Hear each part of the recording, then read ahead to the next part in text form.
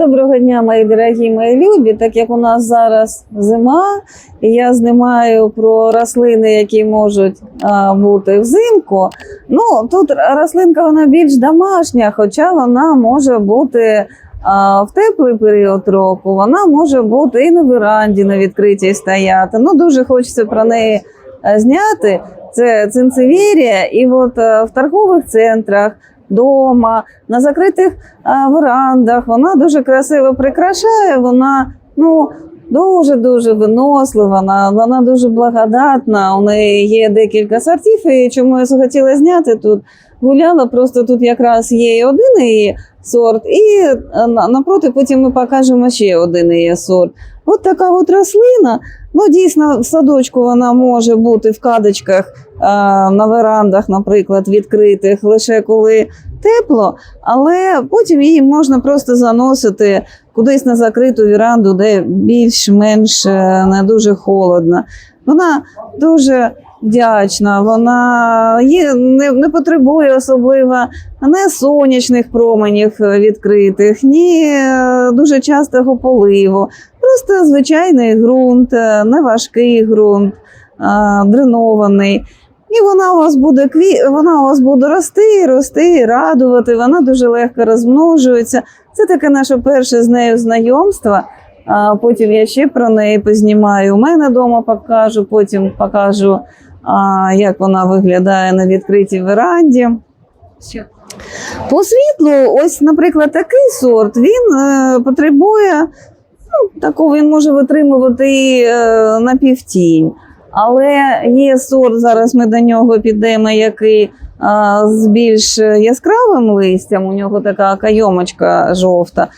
Тому краще, щоб хоча б розсіяне світло або декілька часів прямих сонячних промінів теж може бути. Краще всього розсіяне світло. Зараз вам покажемо ще один сорт.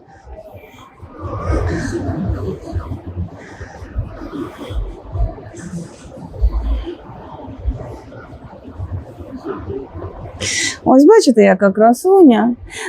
У нас ще тищин язик її іноді називають, але в принципі це цинцевірія її справжня назва. Ось така ось красива. Що ще хочу сказати, що коли ви поливаєте, не треба, щоб в її розетку потрапляла вода, тобто тільки навколо, тобто всередину розетки не треба поливати. Дуже легко розмножуватися, це вам я вже, напевно, покажу, коли почну знову працювати в саду, коли потепліше. Ось така класна рослинка. Давайте, як зазвичай, спитаємо у неї мудрощі якоїсь. Цинцевірія, скажи нам, будь ласка, красуня, якусь мудрість. І вона каже, що вона хоче сказати дуже просту мудрість, що в житті треба бути дуже-дуже стійким і завжди спрямовуватись до сонця, вверх, до неба. Ось таку мудрість каже, що вона, навіть їй не треба багато сонця, але вона його все одно любить, відчуває, завжди спрямовує свій ріст вверх і дуже-дуже стійка. Ніколи не втрачайте стійкість, завжди любить життя. Така проста мудрість, яка вона прекрасна. Дуже ми дякуємо тобі, красуня цинцевірія.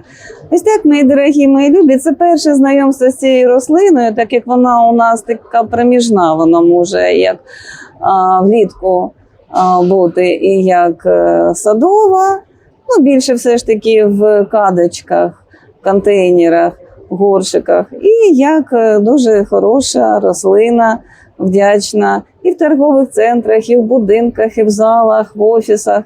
Вона є всюди. І всюди завжди дуже прикрашає. Тож так, всім я вас люблю, обіймаю. Пока-пока.